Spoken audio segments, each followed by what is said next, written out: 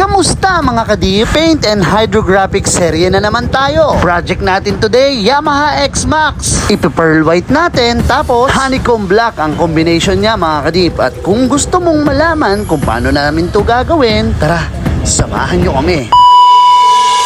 Medyo may katagalan na tong project na to, kaya pasensya na po sa may-ari kung naghihintay po kayo. Dahil tong project natin na to, ito yung kinalabasan nung dating gumawa, medyo malambot yung pintura niya. Kaya pagbakbak natin, ito medyo masaya-saya pa si Boss Buboy dito Na-strip to plastic na natin yan, at ito na nga, dinedecrease na rin ni Boss MJ yan. Inner and outer fairings nga pala yung gagawin natin sa project na to. At ito, i-apply na natin ngayon yung plastic promoter natin na Chromax 800R. Sa part na yan, Chromax pa ang gamit natin dito. Sa mga susunod na panahon, Nippon Paints na rin yung gagamitin nating plastic promoter. At pagkatapos natin applyan, PP Plastic, rekta tayo agad sa pag-a-apply ng surfacer. After flash off, lilihain natin yan mano-mano isa-isa. At sila Boss Rodel at Boss MJ pa rin ang gagawa niyan. Dahil pag-usapang preparation, silang dalawa talaga yung pinaka-veterano. Ito yung kagandahan sa dry sanding mga kadip. Makikita mo yung mga part na naliha mo na at hindi pa. At yung inner fairings niya, ganito lang naman katataas yung mga lilihain natin mano-mano mamaya. Ay, bakit mamaya pa pala? Ngayon na pala nila nililiya mano-mano para hindi na tayo tumagal sa project na to, rekta na tayo agad sa paglulubog. Syempre, bago natin yan ilulubog mga kadip, nakapag-base coat na tayo ng black dyan. Since honeycomb black yung kailangan natin palabasin, syempre, itim din yung base natin. Medyo pinas forward lang natin para hindi na tumagal at mainip kayo sa panunood. At eto nga na ilubog na natin at iaahon na. Tingnan nga natin kung all goods naman at lumabas naman yung honeycomb finish.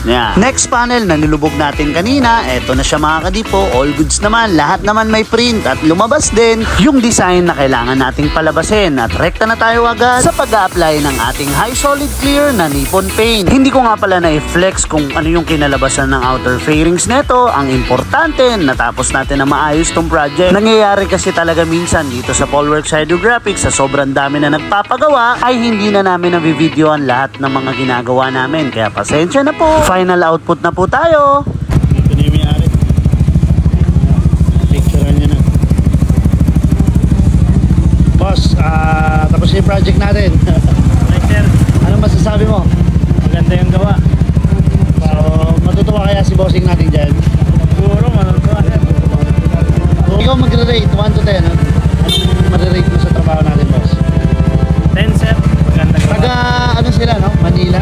Tondo po. Tondo, Manila. Boss, maraming salamat. Thank you sir. Baka may shoutout. Ganun lang kasimple natapos yung project natin na to na Yamaha X-Max from Manila. Full inner and outer fairings ang ginawa natin dito mga kadip. Plain paint sa outer fairings, tapos sa full inner niya, ginawa naman nating honeycomb finish. Muli bossing, maraming salamat sa pagdayo dito sa Polworks Hydrographics. At salamat sa mga kadip natin na umabot hanggang dito sa dulo ng video na to. Maraming salamat po sa always na suporta nyo mga kadip. Marami pa tayong nakabinbin na mga vlog, kaya tutok lang po kayo dito sa ating mga social media accounts. Hanggang dito na lang yung vlog natin. To God be the glory.